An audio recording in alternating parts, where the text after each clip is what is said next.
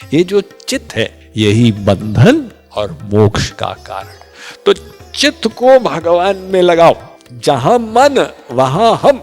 अब अगर मन को लगा दिया तो यहीं बैठे बैठे वृंदावन का लाभ पालोगे, और चित्त को नहीं लगाया तो वृंदावन में भटकोगे। साहब यहाँ पर क्या है, भगवान तुम्हारे हृदय में निवास करते हैं। जिस दिन तुमने श्रद्धा कर ली, अब गंगा स्नान करने का तात्पर्य नहीं रह गया, और कुरुक्षेत्र तीर्थ यात्रा का भी कोई इंपॉर्टेंस नहीं रह गया। यहाँ बैठ के ही स्नान कर लो मन को, जो मन चंगा तो कठौती में गंगा। ठीक है, बाहर की चीजें रखो, पूजा भी करो, साथ में कथा भी करो, लेकिन अंदर के कनेक्शन को महत्व दो।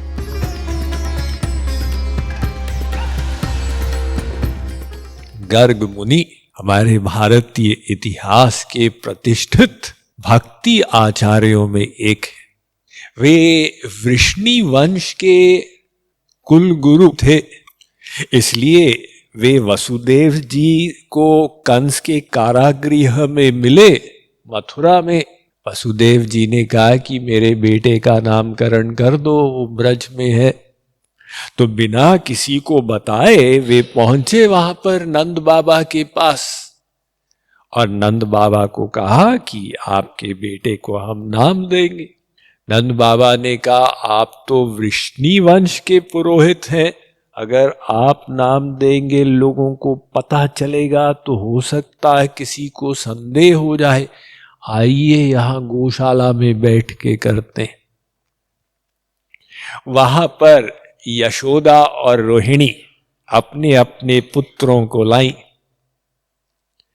तो रोहिणी नंदन के लिए तो उन्होंने सहज भाव से बोल दिया बलराम तमाम बल से युक्त, और श्री कृष्ण को जब गोद में लिया तो कहने लगे हंतास्य नाम करणाय समागतो हम। मैं तो इस लड़के को नाम देने के लिए आया था। आलोपितम पुनरनेन ममैव नाम, इसको देखकर तो मैं अपने नाम को ही भूल गया हूं, ऐसी समाधि लग गई। तथापि उन्होंने कृष्ण नाम दिया, कर्षति योगी नाम चेतांसी इति कृष्ण। तो वो गर्ग मुनि का मत है, भगवान की कथा में अनुराग। पूजा हाथ इत्यादि से की जाती है, कर्म इंद्रियां। कथा में श्रवण करना होता है, ये ज्ञानेंद्रिय। ज्ञानेंद्रिय कर्मेंद्रिय से सूक्ष्म है और उत्कृष्ट भी है। इसलिए भगवान कान के माध्यम से सहज ही हृदय में आ जाते। श्रवण में बहुत शक्ति होती। भागवत के प्रारंभ में ही शौनकादिक ने प्रश्न किया था सूत जी महाराज से कि हृदय में अभद्र चीजें हैं, काम क्रोध लोभ मोह, ये सब कैसे जाएंगी। सूत जी ने उपाय बताया, शृण्वताम स्वकथाम कृष्ण पुण्य श्रवण कीर्तन हृद्यंतस्थो ह्य भद्राणी विधुनोति सुहृत् सताम।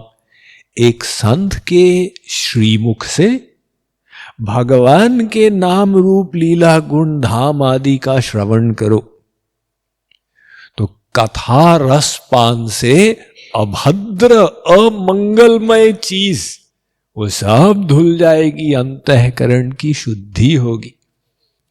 अब ये जो श्रवण है भगवत संबंधी, ये दो प्रकार का होता। एक तत्व ज्ञान का श्रवण, चाहे कान से श्रवण करें अथवा नेत्रों से पठन करें, बात तो एक ही है। तो पठन और श्रवण एक ही कैटेगरी में आते हैं। तत्व ज्ञान का श्रवण करना, इससे सिद्धांत क्लियर होता है, तो अति आवश्यक। जितनी क्लैरिटी होगी थ्योरी में, उतना ही हम प्रैक्टिकल ढंग से सही सही उपयुक्त रूप में कर पाएंगे। किंतु एक दूसरे प्रकार का श्रवण भी होता है, लीला श्रवण। भगवान की लीलाओं के बारे में सुनना। ये लीला श्रवण भी साधक के लिए बहुत लाभदायक होता, क्योंकि आप जब लीला सुनते हैं तो ऑटोमेटिकली रूप ध्यान होता जाता। तो जितनी बार हम लीला श्रवण करते हैं, रूप ध्यान क्रिस्टल क्लियर होता है। लीला श्रवण के लिए तो गोपियों ने गोपी गीत में कहा था, तव कथामृतम तप्त जीवनम कविभिरीदितं कल्मषापहम् श्रवणमंगलम श्रीमदाततं भुवि गृह्णन्ति ते भूरिराजना। कहती हैं गोपियां, अब ये पूरे भागवत का जो हृदय है ये दसम स्कंद है, और उसके 5 प्राण है रास पंचाध्यायी, और उसका मुकुटमणि है गोपी गीत। तो गोपी गीत में ये महापुरुषों में भी सिरमौर गोपियां कहती हैं कि हे श्री कृष्ण, आपके मिलन के विरह वेदना से जब हम बहुत पीड़ित हो जाती, आपकी कथा श्रवण से हमको शांति मिलती। और वो कथा प्रदान करने वाले जो वक्ता है वो बड़े दयालु हैं, भूरी राजना, यानी बड़े उदार हैं। परोपकार विभिन्न प्रकार का होता है, तो कथा प्रदान करना गोपियां कहती हैं कितना बड़ा परोपकार है। तो गर्ग आचार्य ने अपना मत दिया कि भाई देखो, कथा रस मतलब भीतर से रस की अनुभूति हो, बाहर से नहीं। ये जो चित्त है यही बंधन और मोक्ष का कारण है। तो चित्त को भगवान में लगाओ, जहां मन वहां हम। अब अगर मन को लगा दिया तो यही बैठे बैठे वृंदावन का लाभ पालोगे,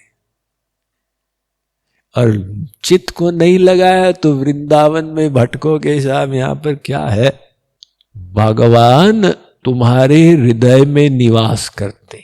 जिस दिन तुमने श्रद्धा कर ली, अब मां गंगा मां कुरुंगम, गंगा स्नान करने का तात्पर्य नहीं रह गया, और कुरुक्षेत्र तीर्थ यात्रा का भी कोई इंपॉर्टेंस नहीं रह गया। यहां बैठ के ही स्नान कर लो मन को, जो मन चंगा तो कठौती में गंगा। ठीक है, बाहर की चीजें रखो, पूजा भी करो, साथ में कथा भी करो, लेकिन अंदर के कनेक्शन को महत्व दो। Mind management, life transformation, power of thoughts आदि प्रेरणादायक एवं आध्यात्मिक वीडियोस के लिए सब्सक्राइब करें स्वामी मुकुंदानंद हिंदी यूट्यूब चैनल को, और बेल आइकन को अवश्य दबाएं ताकि आपको ये वीडियोस मिले सबसे पहले।